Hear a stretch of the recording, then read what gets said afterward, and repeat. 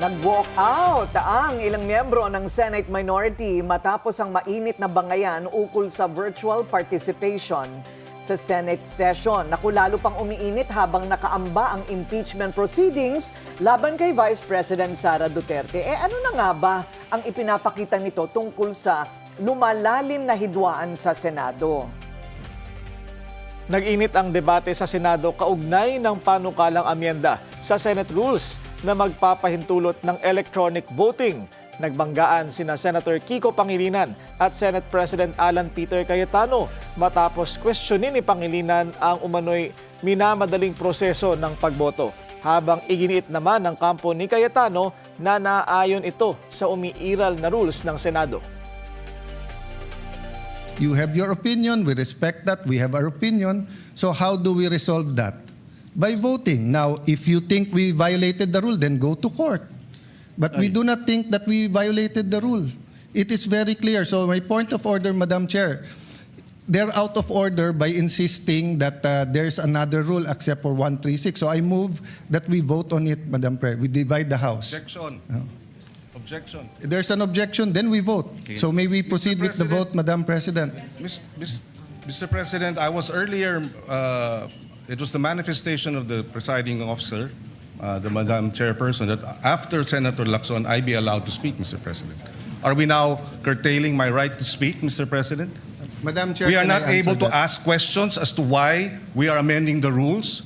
We are not able to ask questions as to who they wish, Madam Chair, may I answer? who will benefit from the amendment to the rules. For the Is this kind rule, Mr. information President? of Is this the- rule, Mr. President, for I was Senator about to Bato, who is not recognize here? Senator We would Pangilinan. like to raise these valid questions, Mr. President, before we go into a vote, Mr. Madam Chair. President. Yes, These, Madam we should not be... How can our- the presiding officer recognize Senator Pangilinan?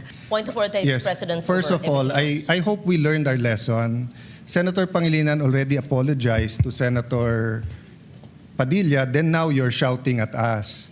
No? No, the record will show, nakatape naman eh. Ang taas-taas ng boses nyo eh. Di ba? You were shouting at kaya nga hindi magkarinigan. Now, what's my point of order?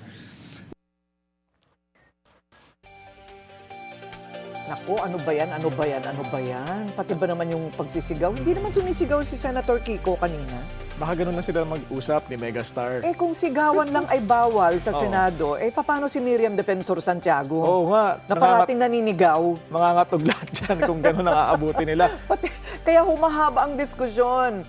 Parang it's getting petty. Ngayon, matapos nito, si Senator Risa Hontiveros naman at si Senator Marcoleta ang nagbanggaan kung saan iginiit ni Hontiveros na kailangan dumaan muna sa tamang proseso at committee deliberations ang amyenda sa rules, habang pinaninindigan naman ni Marcoleta na maaari daw itong agad pagbotohan. Lalong uminit ang debate matapos questionin ni Marcoleta ang legal background ng ilang senador. Ipinagtanggol naman ni Senator Erwin Tulfo si Senator Risa kung saan sinabihan niya si Marcoleta na gumagamit ng ad hominem para maliitin ang kanyang kapwa mambabatas. Ito pong motion na gustong talakayin ni Senator Marcoleta at pinamudmod ni Senate President sa atin, bagong motion po siya. Kung kaya't nag-a-apply po ang Rule Section 136 na kailangan bigyan ng isang araw pa pagkatapos ito i-move para talakayin. And tama si Senator Pangilinan, sa Lunes pa po yun, Madam President. Salamat, Madam President. Madam President, without giving meaning to anything, ito Senator pong Marcoleta. mahirap kasi kung wala po tayong legal background dito. Kaya sinasabi ko na nga po, hindi po bagong motion ito eh. Hindi siya bagong motion. Kasasabi ko lang po, May 11, minub ko na po ito eh. Sino po magsasabi na bagong motion? Point of order. Ad hominem. Sinasabi ko lamang po, ang Hindi, sinasabi Madam ko lang, President, kanina ko po sinasabi. Hindi po tama yun. Section Nasasabihin yung 136. kasama niya Pwede po ay ba? walang Session is kinalaman, suspended. Pwede po walang bang alam sa pagbigyan batas.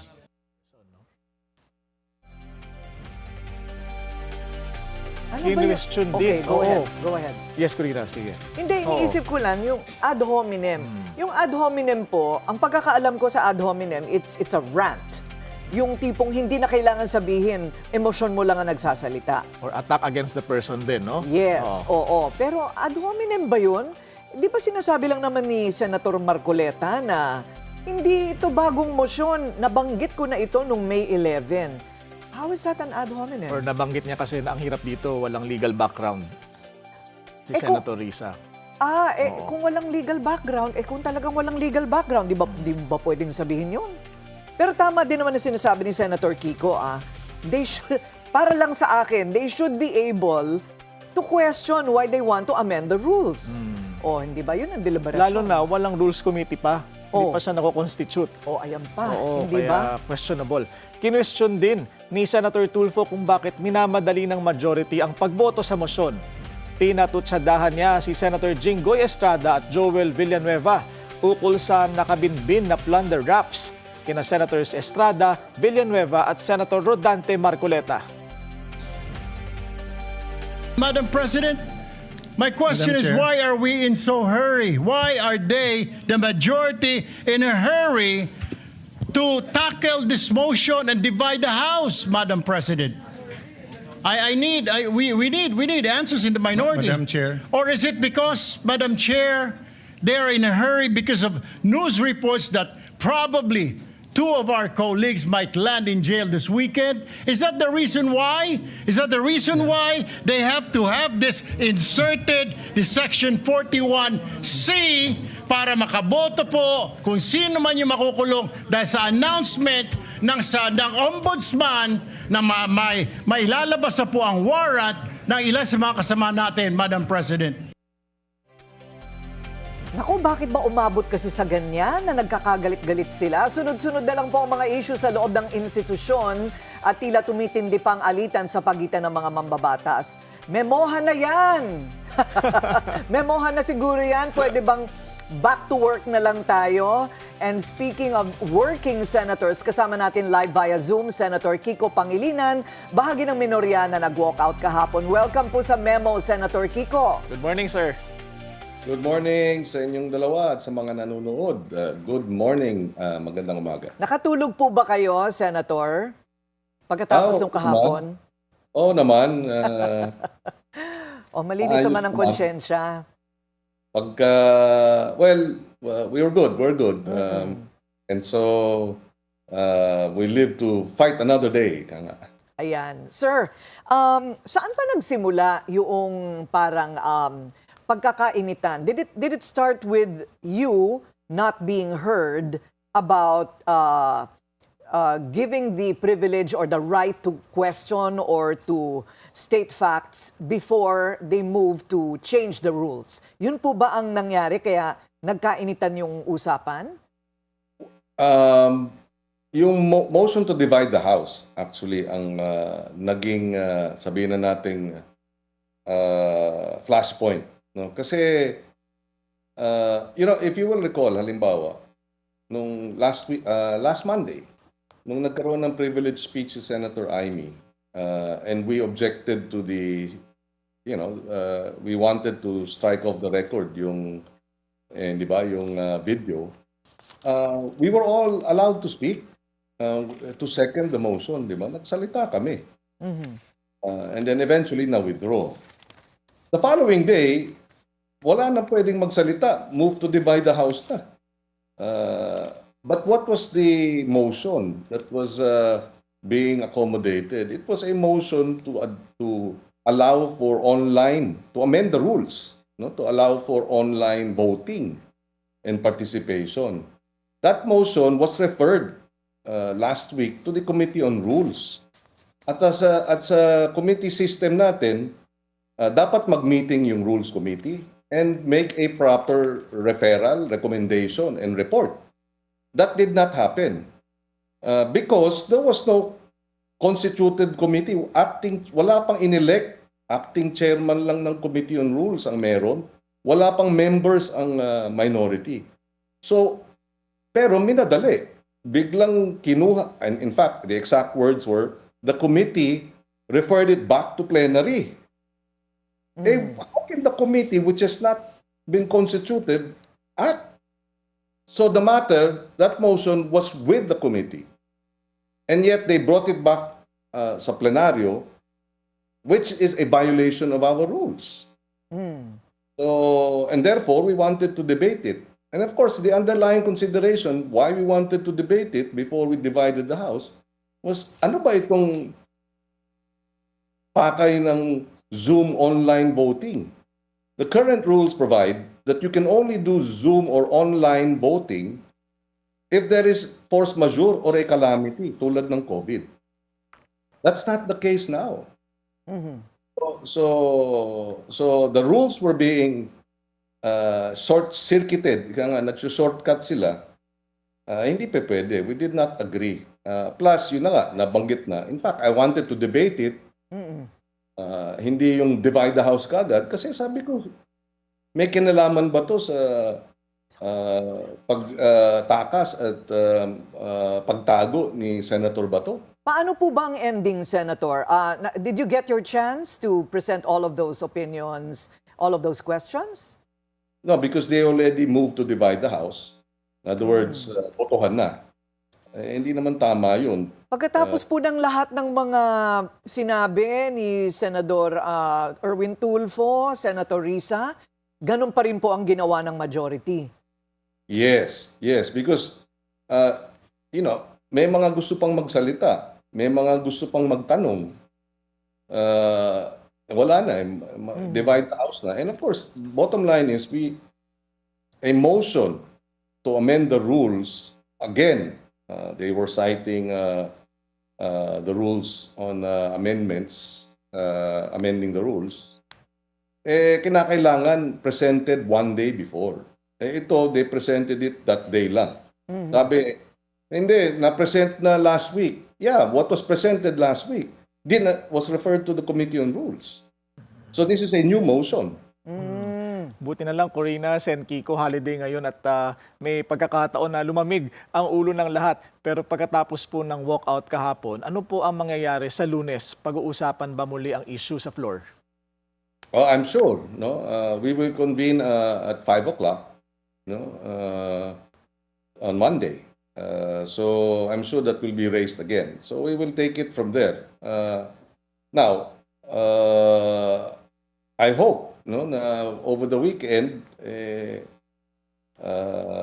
mag-iba, 'di ba, ang pananaw ng ilang mga kasamahan nila sa majority at wag nang ipilit itong panukala to amend the rules. So what about walking out? At what point did ito po ba'y pinlano ninyo? I have to ask that question, no? So, pinlano ba ninyo na pag pinilit nila, walk out tayo, ha? Or it was because they simply ignored all of your efforts?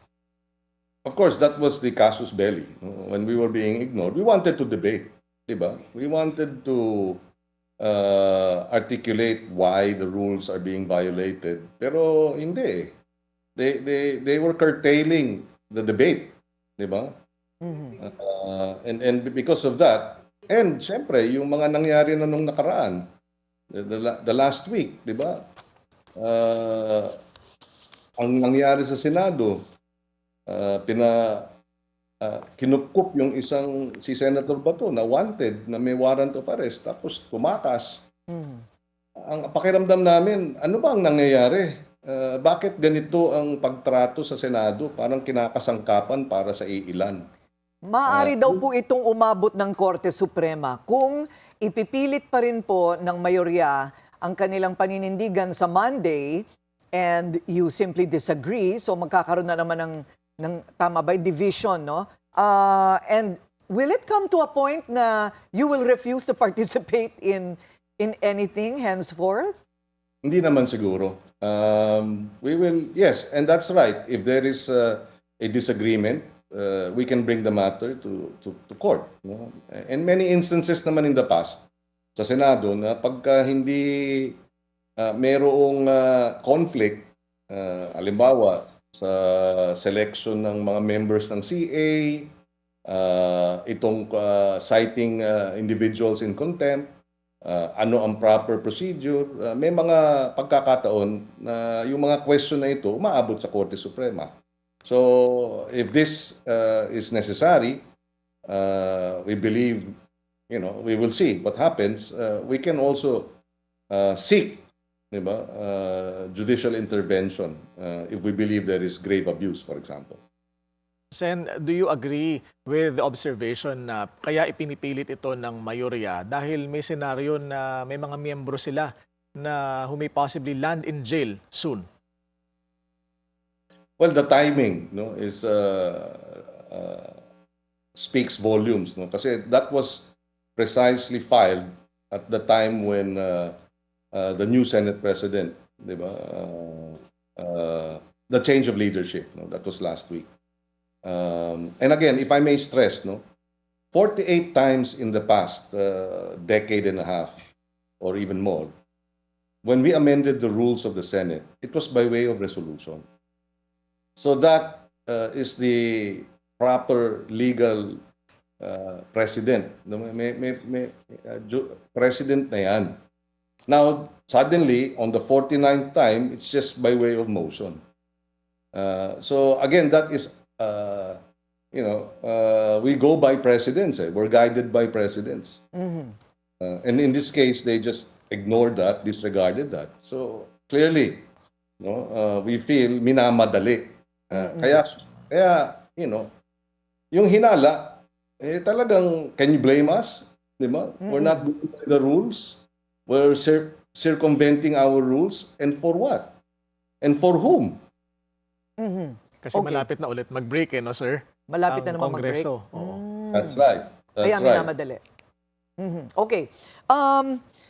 Wow, this is, well, talking about unprecedented, maraming unprecedented pong nangyayari. Do you think you have to have rules about what decibel of voice is considered naninigaw? Kasi po, pagka tinitingnan po namin lahat ng mga speech ni Madam Miriam Santiago, aba, parang sumasabog parati ang bulkan pagka siya ang nagsasalita. I mean, what is this thing about naninigaw? Maiiwasan po ba yun? Kasi para sa akin, parang if you're emphatic enough, hindi yata maiiwasan yun. At passionate. Oo. And that's exactly my point. It has happened many times in the past. Alam mo, kahit na local government, kahit provincial board, kahit city council, kahit municipal council, nagkakataasan ng boses. And then after, may mga nag-text nga sa akin eh. Pero pagkatapos, walang personalan, di ba? It's part of democracy, of free speech, of debate, di ba? Nagiging intense yung debate, nagkataasan ng boses. Pagkatapos, syempre, hihingi ng pasensya, tapos, yun. Kaya nga, nung sinabing nagtaas ako ng boses at hindi tama, and I'd like to clarify, yesterday, in the heated debates, sinabi na I already apologized for shouting. I did not. Again, si Senate President Cayetano said I apologized. I did not. I that if there is, because there was a sabi dadalhin daw sa ethics committee. So sabi ko, Yung nangyari kahapon po, dadalhin sa yung kay Senator Robin. Yes. Tapos ang nangyari kahapon, sinabi ni Senate President Alan na ako daw nag-apologize dahil nagtaas ako ng boses, tapos nagtataas ako ulit ng boses kagabi. Hindi ako nag-apologize. Sabi ko, kung gusto niya, dahil meron siyang reklamo, at siya mismo nagsabi, si Senator Padilla, dadalhin niya sa Ethics Committee. So I said, let's resolve it there. And why am I saying that? Because I know in the Ethics Committee, walang basis yung pagtaas ng boses as a, di ba, as a complaint sa Ethics Committee. Unjust vexation. I'm kidding. Opo. Or alarm and scandal. Alarm and scandal. Disturbing the peace. Oo. Pero iba yung rules sa Senado kasi. Okay, ika nga ni former Senator Dick Gordon, I'm not shouting, I'm just passionate. Yan. Sabay bang Yes, sa raising mesa. my voice. And you're right, Senator Miriam Defensor Santiago, siguro sandamakmak na ethics case ang dapat mong sagutin dahil sa pagtataas ng boses. But Even Senator Jovito Salonga, madalas magtaas ng boses yan sa kanyang mga talumpati. Hindi ba? That's right. So, kasama sa mainit na debate. Sana naiwasan, di ba? Pero pag hindi naiwasan, di ba? It's part of debates, intense debates. Okay. So where is the fork in this road? Ano po yung dalawang maaaring opsyon na senaryo sa katapusan ng sentence po na ito? Well, of course, tama naman na ultimately we will need to vote on it. And if we feel that there is a violation and that the vote in favor of amending the rules violates, that the process was violated, we can bring the matter to the Supreme Court. I'd rather not, di ba? But it has happened in the past. Okay, pero they have the numbers. So I guess if kung sila po ay maninindigan, sila po talaga ang mananalo sa botohan. So napag-usapan po namin kanina yung tyranny of numbers or grave abuse of discretion. So sa palagay po ninyo, yun ang magiging basihan? That may be. If it's a violation of our rules, and our rules are clear as to how we are to amend di ba, our Senate rules, then we can bring the matter to the courts to be able to interpret. Sabi nga, di ba, they will interpret our rules. The arbiter of conflicts, di ba, the final arbiter are the courts. At speaking of passion, passionate si Senator Kiko pagdating sa agrikultura. Oo And nga. balita natin, sir, kayo ay bibisita ng Bicol. Ano po ang pakay ninyo doon? Yes, tuloy lang ang trabaho. And I was asked this after yung barilan sa Senado. Siyempre, dapat maimbestigahan yan. But I said, one of the best ways to repair, di ba, the damage sa ating image and reputation ng Senado is to work. And so I'm going to Albay tomorrow to attend a fiesta, Agri Fiesta 2026. It's a provincial government activity. About 2,000 exhibitors, farmers, fisherfolk attending itong fiesta, parang ano siya, summit for agriculture and fisheries. And I'm very excited to go there to push for the laws that we passed and its implementation, yung Sagip Saka Act. Lalo na ngayon, sa panahon ng El Nino, kailangan ng direct intervention ng gobyerno. And one of the best ways to intervene ang gobyerno is to buy the produce of our farmers and fisherfolk. Ang Sagip Saka Act, wala ng public bidding, pwede nang bumili direkta sa ating farmers ng kanilang produkto sa tamang presyo. In fact, an example is the local government of Quezon City. There was a downloading of funds for rice purchases by the local government support fund. Mayor Joy bought 460 million pesos worth of rice direkta sa mga farmers co-ops. And because they bought it directly, walang middleman, they were able to save up to 20 pesos per kilo of rice. And were able to buy more. Okay. So malaking bagay sa farmers. And that's what local governments and national governments should be doing. Buying directly sa farmers. 170 plus billion ang budget ng gobyerno taon-taon sa pagbili ng pagkain sa ospital, sa jail, calamity relief, feeding programs ng DepEd. DepEd lang 25 billion ang binibiling pagkain na nakabudget. Pag bumili ang gobyerno direkta sa farmers at fisherfolk sa tamang presyo, mas maengganyo silang magtanim.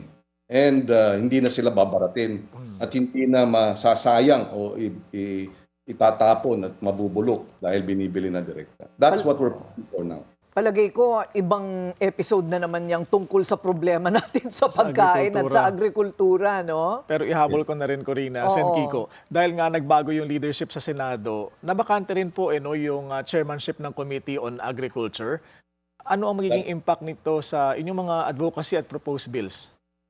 Kahit naman wala ako sa Senado, tuloy-tuloy pa rin ang ating advocacy. So now that I'm still senator and I'll be a member of the committee, we will continue. We will continue with our advocacies. And wag mag-alala ang ating mga magsasaka. We have a direct link to the Department of Agriculture.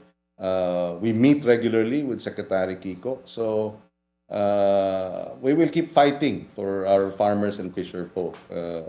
And you know, pagdating kasi sa Senado, tuwing budget season, lahat kami, hindi ba? Kahit hindi ako chairman ng committee, mag-a-attend ako ng budget hearing ng DA, budget hearing ng DOF, lahat yan. At tatanungin ko sa kanila, kung hindi ko pa-approve yung budget ninyo, kung hindi nyo suportahan at i-release yung mga pondo para sa farmers at fisher folk, yung mga programa. So we will still fight with all our might to make sure that yes, sir. food security of the country is addressed.